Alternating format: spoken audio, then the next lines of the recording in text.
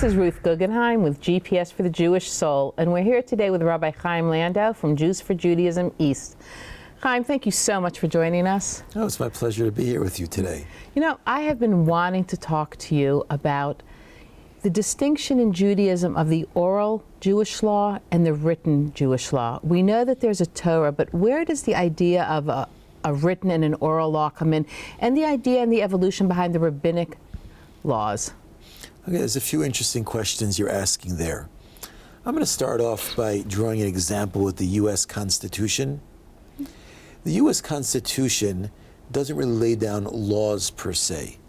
It really lays down the principles of how the government should be run.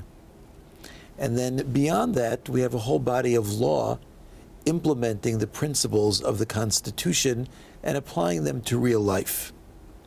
That's a good way to understand what's going on with the Torah between the written law and the oral law.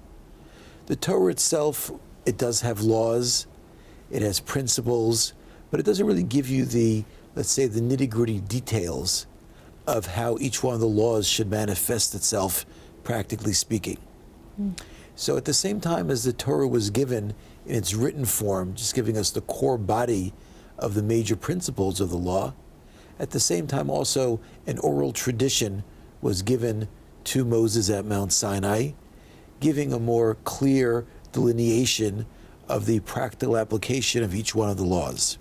It's kind of like somebody wants to bake a cake for the very first time, and they may look at the cake and they may actually see the ingredients, but without the direction, without following the recipe, you really would know that cake would never come out. You wouldn't know how to do it. Is that a similar example? I've had some cakes like that, and they usually don't turn out very well whatsoever.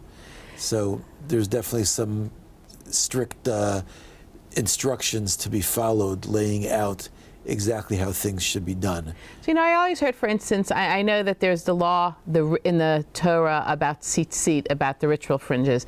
So, but nowhere does it actually say how you tie it. So how did that process of how to tie in tzitzit or talit, how did that come about?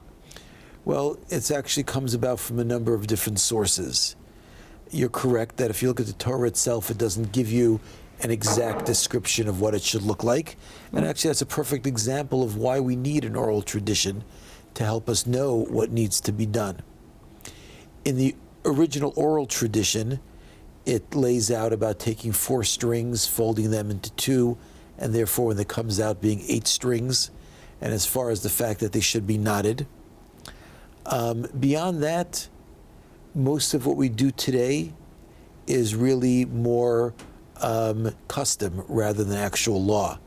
That's why in different communities there are different customs as to how many knots and how many times the tzitzit are wrapped around. So it actually ends up being a combination of the Torah law with the oral law and custom on top of that. Is there anywhere in the Torah that it actually emphasizes that the rabbis of each generation has the authority to evolve the laws accordingly? Well, yeah, the Torah does say that when you have a question, you should approach the sages of your time.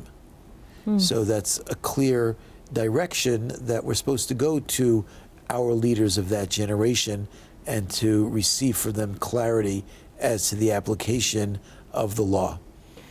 So, you know, what is the Gemara and the Talmud? How did that actually evolve? And what's the difference between the Gemara, the Mishnah, and the application of each? Okay, again, the Torah is giving us the basic principles of the law. But the Torah itself, it doesn't give us the direction, like you were comparing it to the ingredients of the cake. The Mishnah, I would describe as being sort of like the ingredients of the cake, because the Mishnah is very basic, just stepping out the steps of what you should be doing with each one of the mitzvot, each one of the commandments of the Torah. But the Mishnah, as any law book would be, is quite dry, because it's just saying, do this, don't do that, do this, don't do that. What the Talmud does is the Talmud then expounds on the Mishnah to give you an understanding of the logic behind the law. What is the source of the law? Is it something which we find directly in the Torah? Is it part of the oral tradition? Is it something that maybe the rabbis derived from a close reading of the verse that might not be obvious to the naked eye? Or is it perhaps a rabbinic injunction? So a clarification of all those details, that's what you would find in the Talmud as an elaboration of the instructions that are laid out in the Mishnah. There's like just so much to learn about Judaism and to figure out and to really become an expert and to feel confident in what our Judaism has to teach us. So Chaim, thank you so much for joining us today. It was really a pleasure having you. And thank you. Thank you for the opportunity.